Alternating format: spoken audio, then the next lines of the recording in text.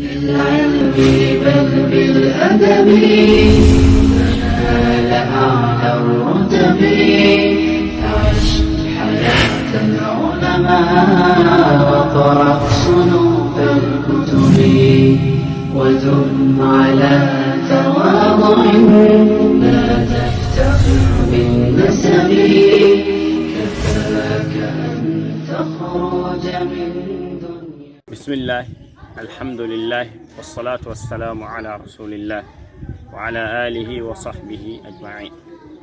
ko oɗo duwo gaddanmi on hande kadi walla ɗiɗo duwuji gaddanmi on hande ne yiɗa neɗɗo sone naata dus wiya allahumma inni a'udu bika min alkhubuthi walkhaba'is. jomiraɗo mbiɗo muslo e maɗa jinneji worɓe e jinneji rewɓe. eyyi kadi wonno noon nela sallllahu alayhi wa sallam wi ɗiɗo duusuji hen jinneji kodi saɗa yalta noon mbiya gufranaka saɗa naata ko koyngal ma ñaamal, saɗa yalta ko nanal. kadi saɗa yalta galle maɗa gardinta koyngal ma ñaamal mbiya bismillahi tawakkaltu ala allahi wala hawla wala quwwata illa billah.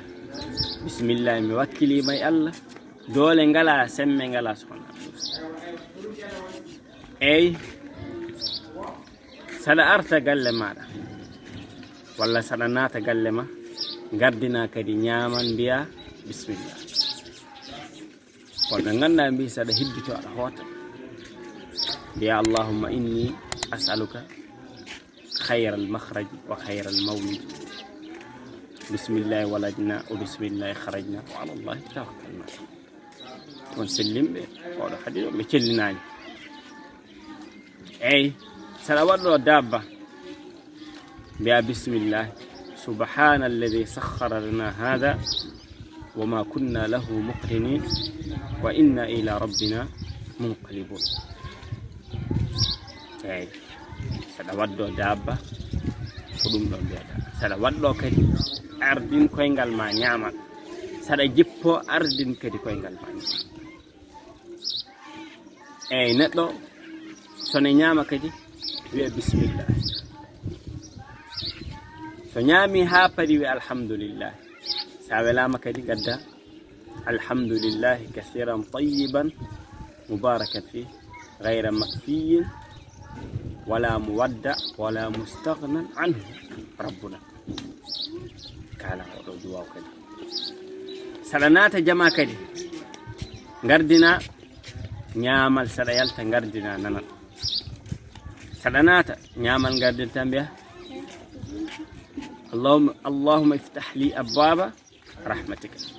saɗa yalta gardina nanal mbiya allahumma inni as'aluka min fadlik, allahumma inni as'aluka min fadlik. eyyi neɗɗo sone wonda e joom suudu mum kadi wiya allahumma jannibni min alcheitan wa jannibi alcheitan ma razaqta. yalla rennam cheitan, woɗɗitinam cheitan, woɗɗitin cheitan kadi ko garsutinɗa. eyyi ɗiɗo fof ko duwuji ɗi ganduɗa julɗo ne yiɗa julɗo haala ɗi. inchallah yewtere arode ndema en continue kaɗen ɗo. assalamu aleykum.